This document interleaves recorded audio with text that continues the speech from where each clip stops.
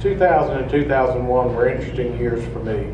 I was new as a council member, trying to learn all there is to know, and trust me, there's so much. And at the same time, we were hit with the situation with the school system. Now, all the information we received from both the state and local school entities indicated that our school system was in serious trouble.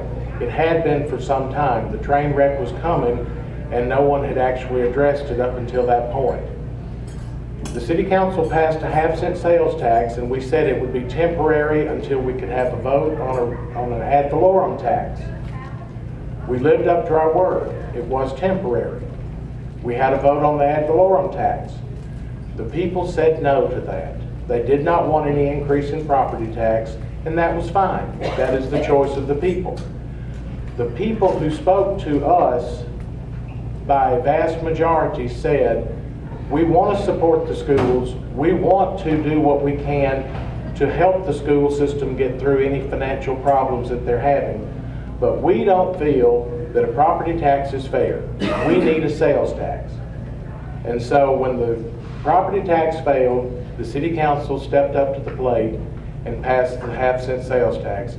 And I'm very thankful that we have.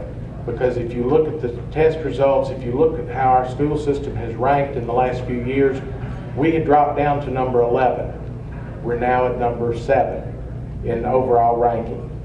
And that's pretty doggone good. So I'm very proud that we did this, and I really feel the majority of people in this community, when they understand how important education is to the community, are supportive of that.